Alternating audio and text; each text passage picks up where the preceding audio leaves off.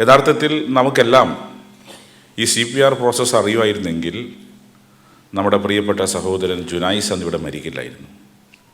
നിങ്ങൾ കണ്ടു കാണും, നൃത്തം ചെയ്തുകൊണ്ടിരിക്കുമ്പോഴാണ് പെട്ടെന്ന് കുഴഞ്ഞു വീണ് ജുനൈസ് മരിച്ചത്. എത്രയോ കാലം നമ്മുടെ കൂടെ ജീവിക്കേണ്ട, നാടിന് അനിവാര്യമായി പുരോഗതിക്ക് വേണ്ടി പ്രവർത്തിക്കേണ്ട ഒരു ചെറുപ്പക്കാരൻ അകാലത്തിൽ നമ്മൾ വിട്ടുപിരിയുകയായിരുന്നു. ആദ്യം ചിലർ പറഞ്ഞു അത് ഫിക്സാണ്, പിന്നെ പറഞ്ഞു അത് സ്റ്റെപ്പാണ് ഡാൻസിൻ്റെ. പക്ഷെ യഥാർത്ഥത്തിൽ ആ ചെറുപ്പക്കാരൻ ജീവന് വേണ്ടിയുള്ള വെമ്പലായിരുന്നു.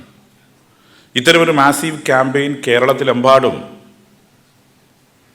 ഹെൽത്ത് ഡിപ്പാർട്ട്മെൻറ്റ് IMAയുടെ ജോയിൻറ്റ് വെഞ്ചറായി ഇനീഷ്യേറ്റ് ചെയ്യുന്നുള്ളത് ഏറ്റവും സന്തോഷകരമായ കാര്യമാണ്. ഇത് വളരെ അപ്രിഷ്യേറ്റ് ചെയ്യേണ്ട ഒരു പ്രോസസ്സാണ്. കാരണം എല്ലാവരും അവശ്യം അറിഞ്ഞിരിക്കേണ്ട കാര്യമാണ്. നമുക്ക് സാധാരണ ഉണ്ടായ ഒരു കാഴ്ചപ്പാട് ഹാർട്ട് അറ്റാക്കൊക്കെ വരിക അതൊരു 50-60 മോൾപോട്ടെന്നാണ്. എന്ന് ഇപ്പോൾ 30-35 എന്തെങ്കിലും തരത്തിൽ ഹിസ്റ്ററിയുള്ള ആൾക്കല്ല.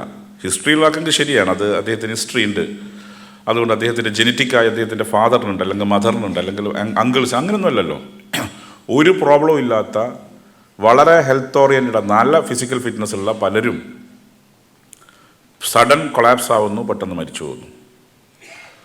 യഥാർത്ഥത്തിൽ അത് ആ ഒരു ഘട്ടത്തിൽ ഒരു പ്രിലിമിനറി കെയർ, ഇത് CPR കൊണ്ട് ആകെ രക്ഷിച്ചെടുക്കുക എന്നുള്ളതല്ല, പക്ഷേ നമുക്ക് ജീവൻ നിലനിർത്താൻ സാധിക്കുമായിരുന്നു. പിന്നീട് മറ്റ് മെഡിക്കൽ കെയർ വരുമ്പോൾ നമുക്ക് ജീവിതത്തിലേക്ക് കൊണ്ടുവരാൻ സാധിക്കും. നിർഭാഗ്യവശാൽ നമുക്ക് അത് വേണ്ടത്ര നമുക്ക് ആർക്കും അറിയില്ലായിരുന്നു. ഏതായാലും ലെജിസ്ലേച്ചറിൻ്റെ ഫുൾ കോറം എത്തിയില്ലെങ്കിലും ഏതാണ്ട് കുറേ ആളുകൾ ഈ ഒരു ക്യാമ്പയിനിൽ ഇത് പഠിക്കാൻ തയ്യാറായി എന്നുള്ളത് മാതൃകാപരമാണ്.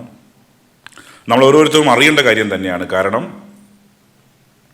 ഒരു പ്രിലിമിനറി കെയറാണ്. പ്രാഥമികമായി എങ്ങനെ ഒരാളുടെ ആരോഗ്യം നമുക്ക് സംരക്ഷിക്കാൻ സാധിക്കും, ആ നിലയിലേക്കുള്ള ഒരു പ്രവർത്തനമാണ് നാം നേതൃത്വം കൊടുക്കുന്നത്. CPRന് മുൻകൈയെടുത്ത ഹെൽത്ത് ഡിപ്പാർട്ട്മെൻറ്റിനെ, പ്രത്യേകിച്ച് ആരോഗ്യമന്ത്രിയുടെ ടീമിനെ, IMA എല്ലാം അപ്രിഷ്യേറ്റ് ചെയ്തുകൊണ്ട്